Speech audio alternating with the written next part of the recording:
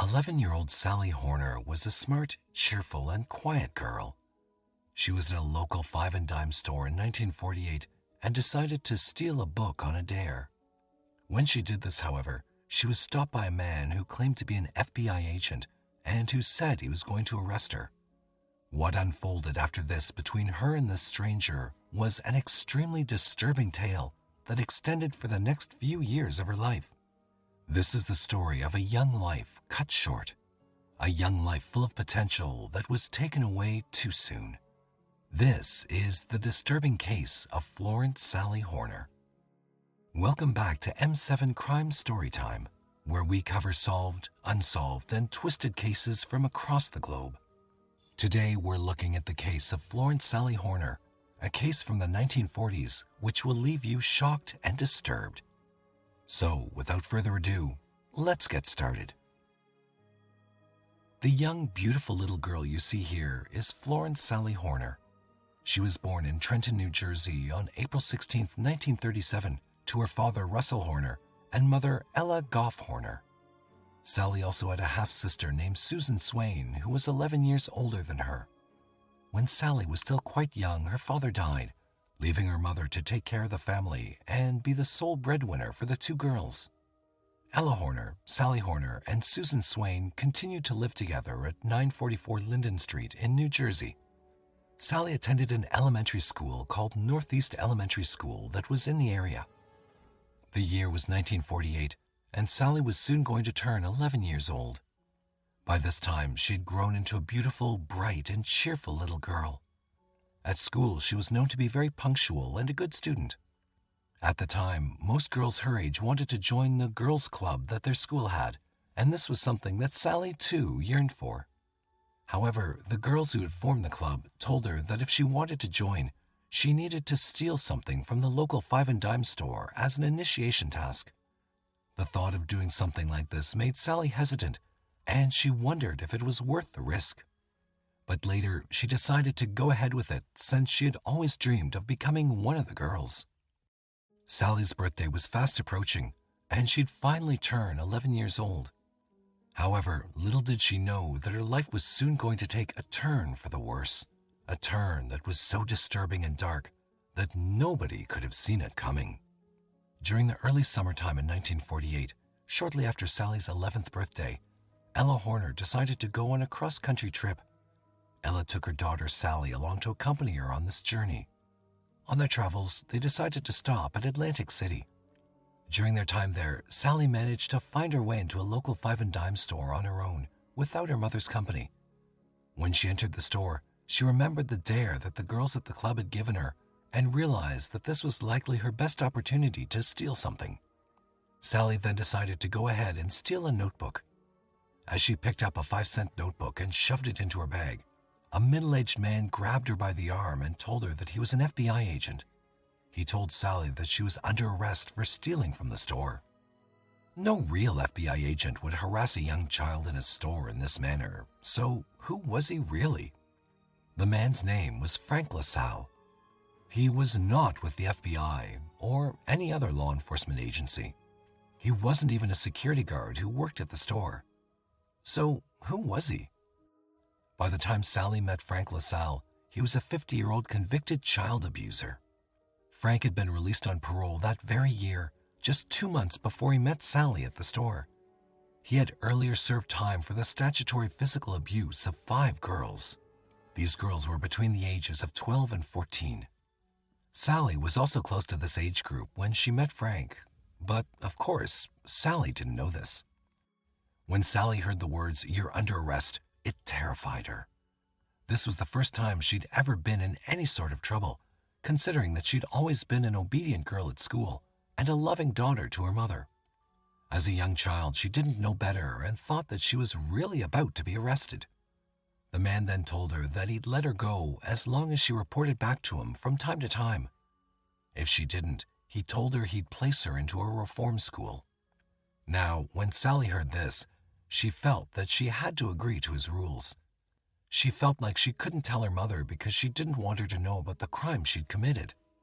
Also, as a young child, It seemed to her that reporting from time to time was a much better option than telling her single mother she was going to prison.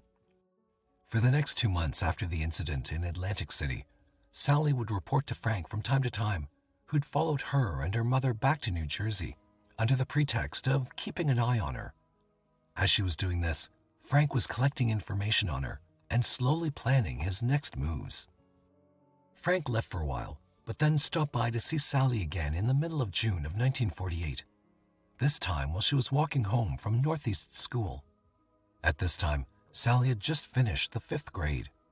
When he met her, he had new instructions. These instructions demanded something that sounded terribly difficult to her. Frank wanted Sally to go back with him to Atlantic City, the same place where they'd met. This meant that she'd have to leave her family and go somewhere alone with this total stranger. Frank had a plan ready. He intended to pose as the father of Sally's classmate and invite her for a week-long vacation to Jersey Shore. Sally was hesitant to tell her mother about this at first, but she was more scared of the threat of going to jail, so she worked up her courage to do so. She went ahead and informed her mother that she'd been invited on a week-long vacation to Jersey Shore with a friend's family. Ella Horner, Sally's mother, thought that this was a wonderful opportunity for her daughter. She felt like her daughter was finally making some good friends, so when Sally asked her for permission, she agreed to let her go. On the day Sally was set to leave, she walked her a few blocks from their house at 944 Linden Street to the Camden bus depot. There she noticed Sally interacting with a man who she thought was the father of Sally's friend. She said goodbye to Sally and told her to have a good time and then return home safely. However, little did she know that the man Sally was with wasn't someone who she should have trusted. Frank had already planned what he was going to do by the time Sally's whereabouts became a concern. This plan also got Sally off the radar while making it look like there was absolutely nothing wrong. On arriving in Atlantic City, Sally and her abductor, Frank, both posed as father and daughter. They had their names changed and started living a completely different life. Sally was given a new name, Florence Planet, while Frank LaSalle also became Frank Planet. They didn't stay in Atlantic City for long, and soon after, the two moved to Baltimore. Frank made every effort to make it appear as if Sally and him were a family. He sent her to the St. Anne's Catholic School near where they lived. While doing this, Frank never forgot to make Sally write letters to her mother. He supervised what she wrote to make sure that she never revealed anything about where they were or what was going on to her mother. After the first week, Ella was waiting for her daughter to come back from vacation, but instead, a letter arrived from Sally. In the first letter, Sally said that she'd enjoyed her week-long vacation and wanted to stay a little longer. From then on, 1 week stretched into 2, then 3, then 4. Finally, on July 31st, 1948, Ella received the last letter from Sally. In it, Sally told her mom, "I don't want to write anymore." On receiving this message, Ella immediately called the police, knowing that something must have gone wrong with her. By August 5th, 1948, the search had begun. At this time, both Frank and Sally had moved to Baltimore. Frank had sensed that the police would arrive in Atlantic City soon enough and decided to get out of there. Meanwhile, the Camden detectives who were investigating Sally's kidnapping arrived at 203 Pacific Avenue in Atlantic City, the return address on the first few of Sally's letters. However, it was too late by then, because both Sally and her abductor were long gone. As the case was progressing, new charges were now brought up against Frank, which made it impossible for them to stay in Baltimore. This made Frank decide to move to Dallas. Young Sally never thought she'd find herself in such a situation. The man who had kidnapped her kept telling her that he was an FBI agent on a secret assignment. During the day, she'd be sent to school and pose as the loving daughter of a single father, and by night, she was abused and tortured. The routine went on for weeks, which soon turned to months. In Dallas, Frank found himself a job as a mechanic. Through this, he was able to get some money, and it helped keep up the appearance that he and Sally were just a regular father and daughter. They stayed at a quiet, well-kept trailer park called the Dallas West Mobile Home Park on West Commerce. Here, Frank continued to send Sally to school. He enrolled her at Our Lady of Good Counsel, a Catholic school that was on South Marsalis at 9th Street. During this time, he tried his best to pose as a father to Sally in the eyes of the public. Some of the neighbors found Frank to be very aloof and standoffish, while the girl, Sally, was very pleasant and a typical 11-year-old living with her widowed father. She had a generous allowance for clothes and sweets. She'd go shopping, swimming, and to her neighbors' trailers for dinner. Everyone thought her father was providing for her quite well. Back in New Jersey, it had been 5 months since Sally was kidnapped. Her mother, Ella Horner, had not yet given up hope in searching for her daughter. Meanwhile, in December of 1948, back in Dallas, where Sally was living with her abductor, the routine remained. She'd be physically tortured and abused day after day. However, during the day, she'd often be seen doing what a typical 11-year-old would do. It was at this time that Ruth Janish and her family moved into the trailer next door to the Planettes.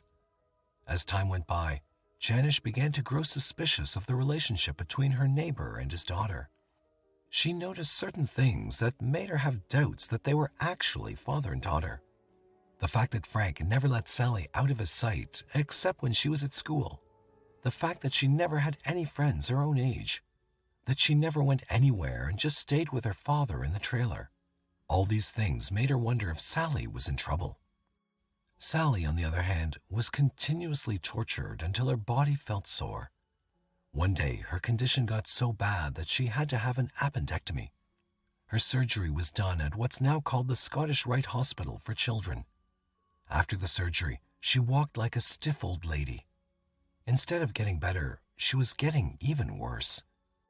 Slowly, the neighbors noticed that Sally was not herself whenever her father, Frank, was home. Janish planned on getting some information.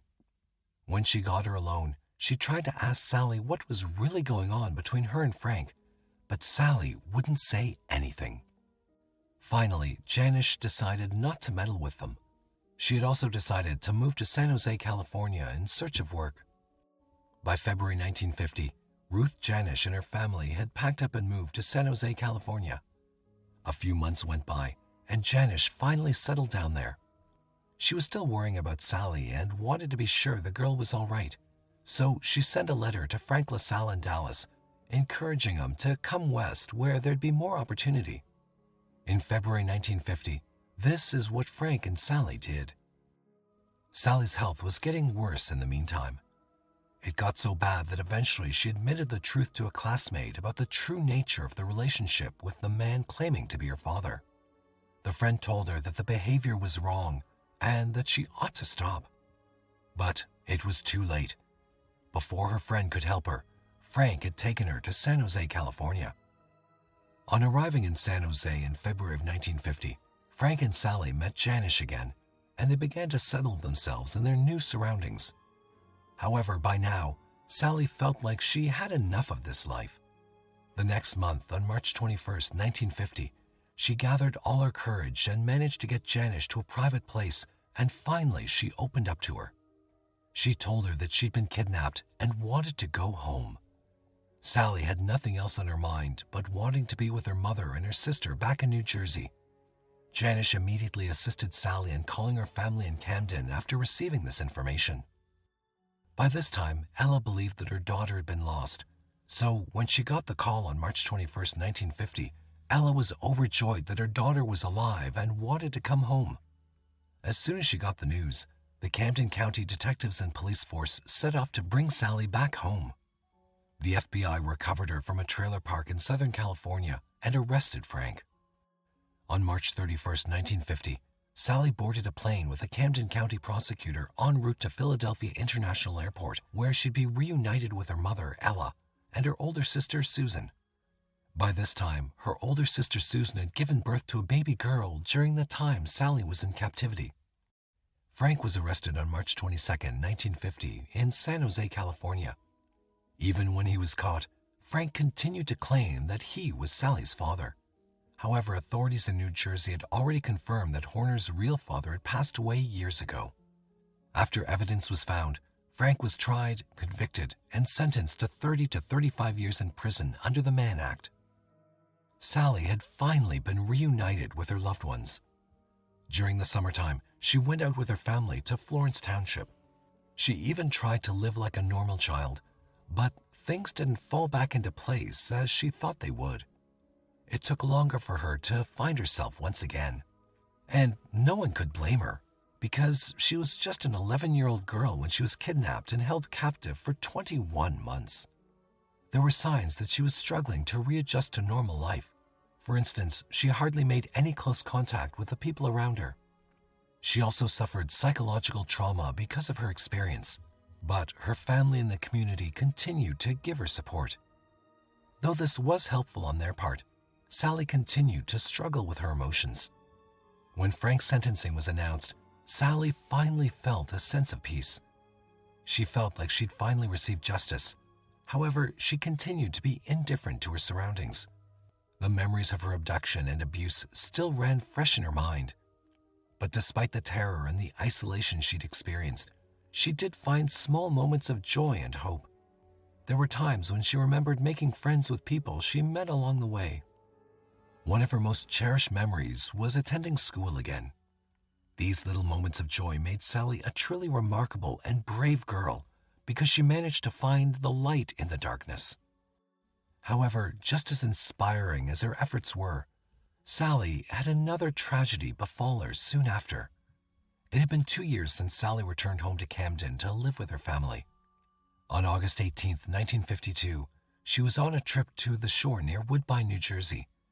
While returning home from her trip, her car crashed into a parked truck. She died in an instant. She was just 15 years old.